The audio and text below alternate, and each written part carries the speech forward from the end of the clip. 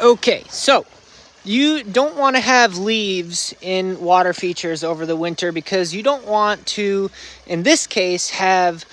the leaf material kind of block the water to get back down into the basin, just like basin capacity is important.